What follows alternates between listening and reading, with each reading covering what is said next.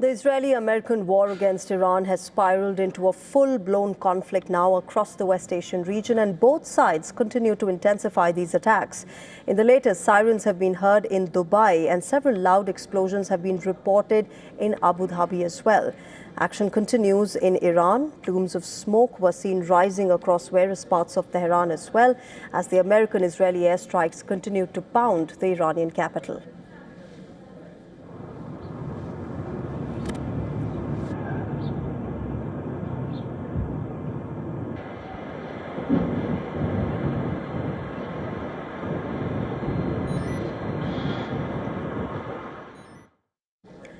The Israeli military says it has begun a fresh wave of large-scale strikes across Tehran. Iranian media reported several loud explosions in the Iranian capital.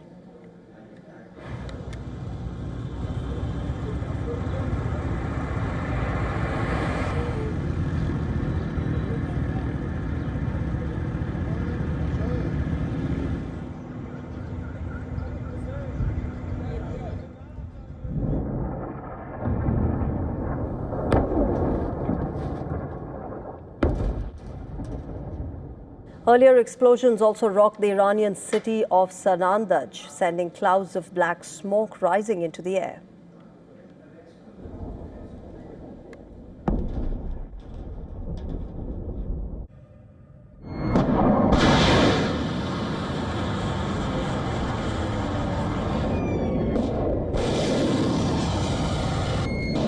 The U.S. military shared footage of missiles being fired as part of Operation Epic Fury. The missiles were fired from the USS Bainbridge warship.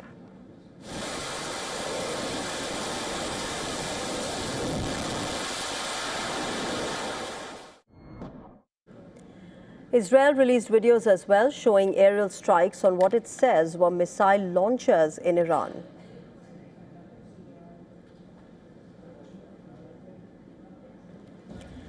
Israeli airstrikes hit the Hezbollah strongholds of South Beirut as well after Israel issued a warning for the residents. According to Lebanon's health ministry, at least 3 people have been killed in the Israeli strikes along Beirut's airport highway.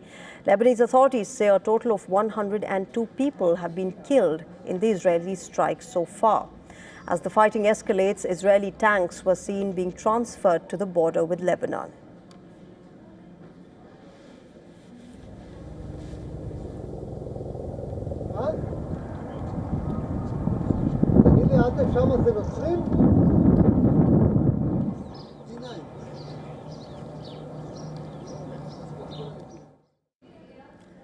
Iran, meanwhile, continues to retaliate to these attacks. It launched a new wave of strikes across the Gulf. A fresh round of explosions were heard over the Qatari capital of Doha, with Qatar's defense ministry saying its military intercepted an incoming missile attack.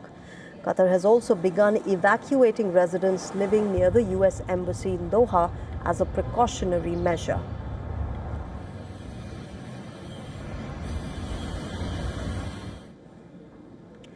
The war has now spilled beyond the West Asian region after a pair of Iranian drones flew across the border into Azerbaijan and injured 2 people at an airport in the Nakhchivan enclave. Another drone landed close to a school building in a nearby village.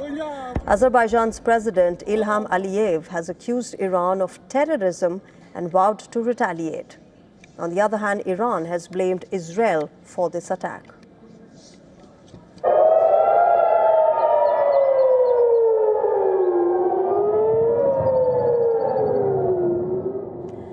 Iran launched a fresh round of missiles at Israel today. Explosions were heard in Jerusalem after warnings of the incoming Iranian missile fire.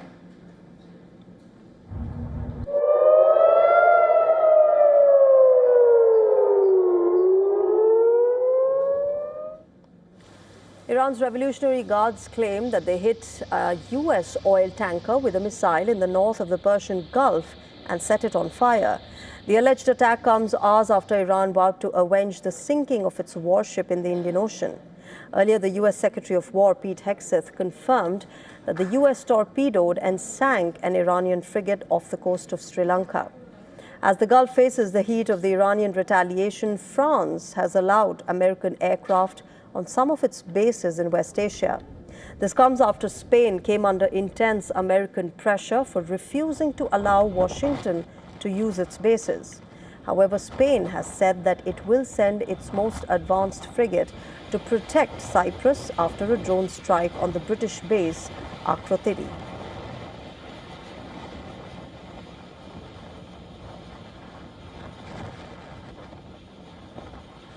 All right, let me go across to Mohammad Baharoon. He's Director General of the Dubai Public Policy Research Center in Dubai, UAE, joining us live on the broadcast. Mohammad Baharoon, welcome to WION.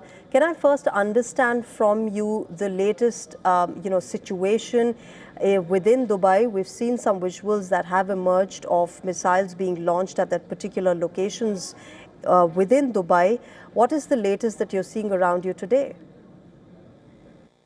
Good evening to you and your viewers. Thank you for having me at the show. There is nothing different than what we've been seeing since day one in this war. Attacks, missiles, cruise missiles, and drones have been used against civilian facilities and against civilians. So far, the air defense capabilities in the UAE, multi-layered, 6 layers of defense has been proven to be sufficient. But again, there is nothing that justifies attacking a country that did not attack Iran or civilian facilities where there are no military operations. However, right now, things are under control. And I can't say that they will remain under control for long. Miscalculations could happen. However, our position so far is that one military solution might not be a solution at all. We're trying to use diplomacy as much as we can, and I think we will require people who are willing to listen and accept on the three parties, Iran, US, and Israel. Is willing to listen. Neither is Iran, which is, saying that this is about the Iranian regime's survival and its own existence, nor is Israel, that says the complete obliteration of the Iranian regime is our goal. Neither is Donald Trump and United States of America, who say that Iranian regime are terrorists. Who is willing to listen? Who is willing to come to the diplomatic table? I totally agree with you, but then that is the rhetoric on the public sphere. Diplomacy is an important tool. And again, military superiority can provide you with military outcomes, but not strategic outcomes. For strategic outcomes to happen, you cannot rely only on military solutions. So, yes, the discourse is there. But everyone also know that there are no winners in this war. There will be bigger losers, smaller losers, but everyone is going to lose something. So minimizing those losses, maximizing on strategic outcomes is what diplomacy is trying to achieve. While the UAE says that it's not, a very good idea to actually target your allies in the West Asian region for Iran to do so, the fact of the matter is that in the last 6 days, we have seen missiles being launched against UAE as well, specifically in Dubai. And not just national security and geopolitical concerns, but there are local concerns as well. For example, the tourism industry in the UAE being hit because of these strikes. How is the UAE really looking at this situation, and what is the government really planning to do as far as this expanding, this widening West Asian region is concerned? Well, you're absolutely right. There is a widening or an expansion of the war. You've mentioned the attack on Cyprus.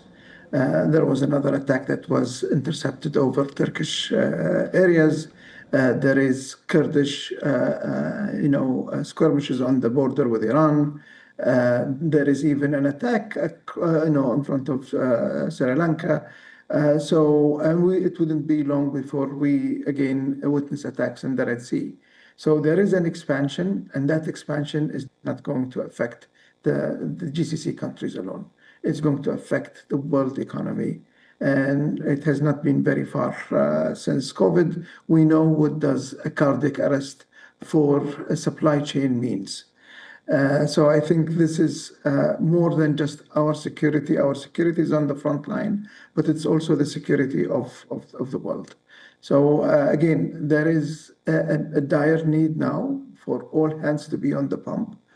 And those hands could be to support, diplomatic outcome, or unfortunately, they could also be there to support a military outcome. It hasn't Okay. been long since we've seen coalitions forming to respond to this. All right, I'm going to leave it there. Mohammad Baharoon, thank you very much for speaking with us on WION and sharing with us the perspective from UAE. Thank you.